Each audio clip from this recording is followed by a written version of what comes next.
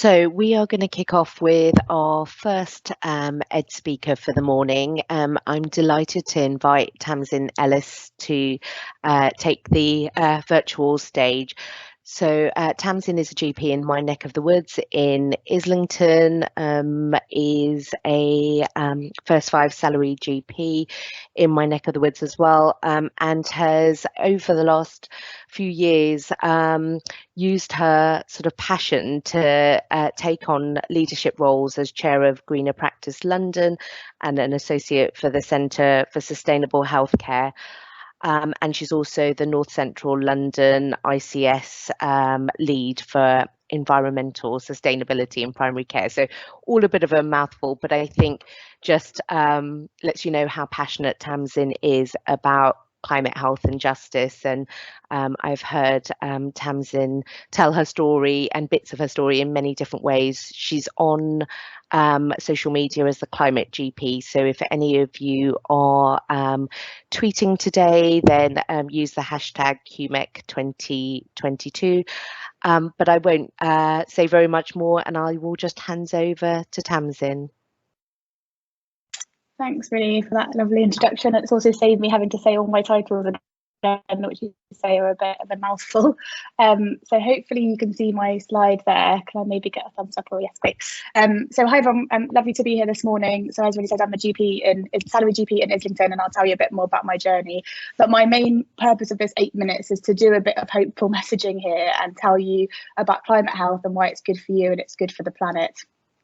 So I want to start with the context of what we're working under. Many of you will be GPs working in this environment in which we have a meeting of two crises, which we have the COP26 happening before Christmas and the WHO saying that climate change is the biggest health threat facing humanity. But we've also got doctors leaving the profession, even being assaulted or attacked. And if any of you were in the LMC conference before Christmas, we had a whole sort of 2 hours of hearing horrifying stories of the pressures we're all under and the difficulty that we're facing. And I think within this sort of crisis of these two sort of sections, what I found is actually lots of the climate related work that I do is really energizing and brings a lot more joy back into my role and my job. So I wanted to give you a bit of background about me. This is me in 2009 as a first year medical student. I'd got a pretend stethoscope and was pretending to be a doctor in this photo while avoiding revising for my exams. I had a sort of normal way through training, really. Took a year out in F3 and then started GP training in London in Enfield and Haringey before becoming a salary GP in August 2020, right in the middle of the pandemic.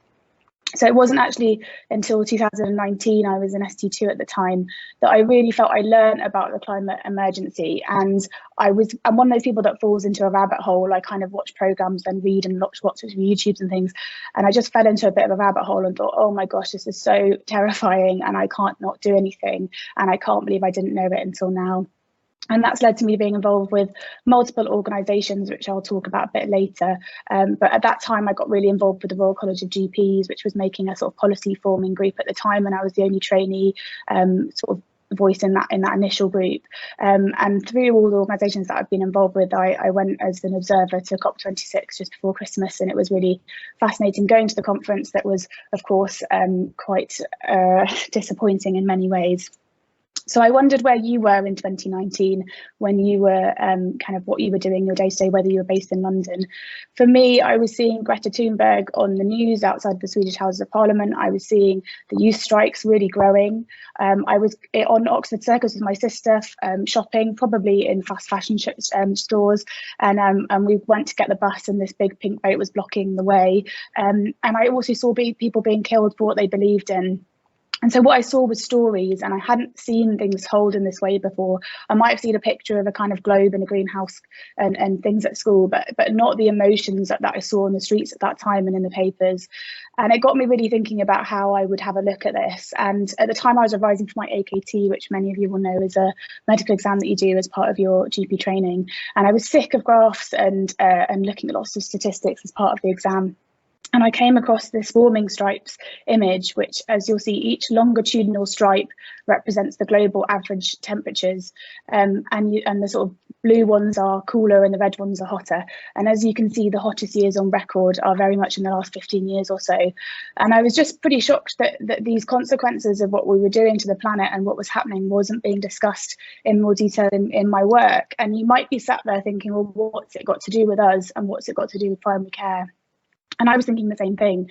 And I was reading a lot more about the health impacts. So I'm going to concentrate in my very short 8 minutes on just sort of UK London-based primary care, really. But of course, this is a major issue globally. And if you're interested in kind of global injustice, there's a huge amount of work being done.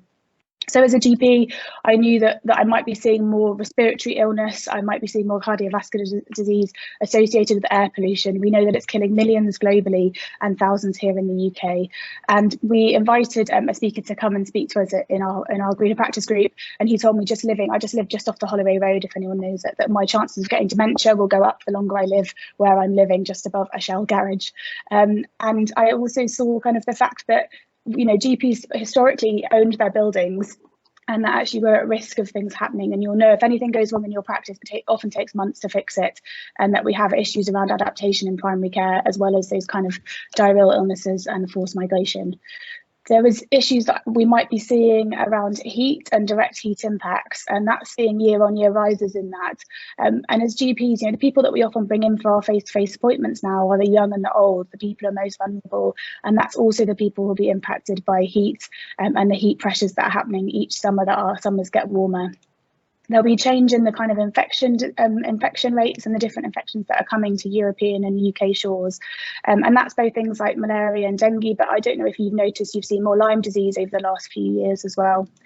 And the thing that really made me want to take action, because I wasn't the type of person that normally would step up, was this idea of climate fairness or climate justice and how it linked with social and health inequalities, which is something I was really interested about at the time.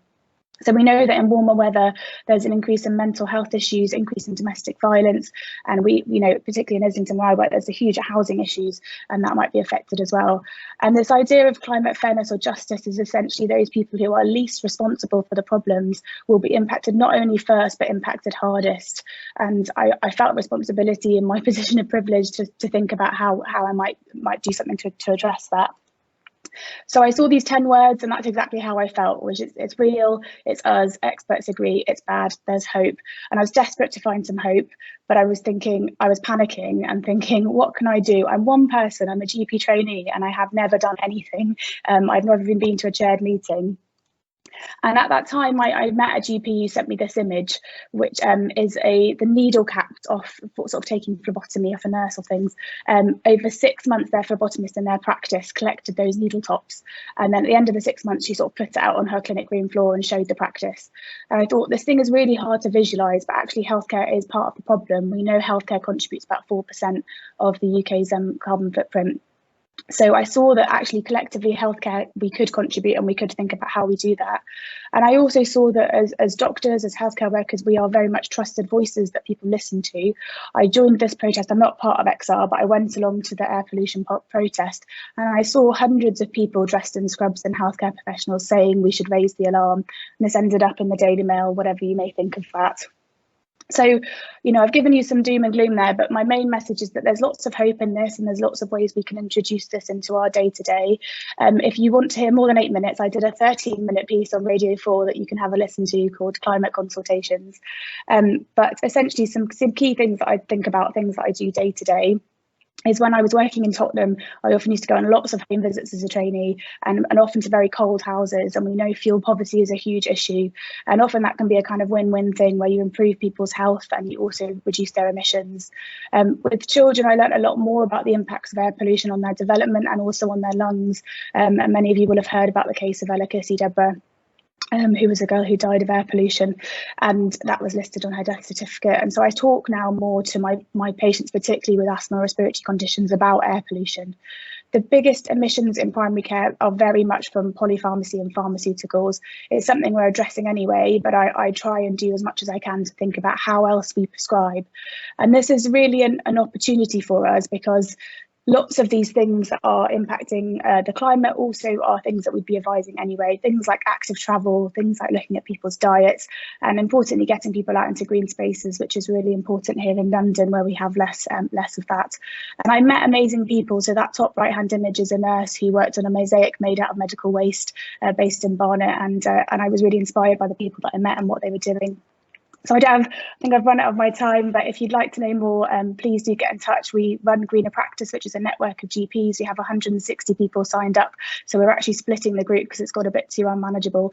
And I also run workshops with the Centre for Sustainable Healthcare. It's really interactive with lots of information, and you can come along to our climate cafes to discuss more, or you can get in touch with me.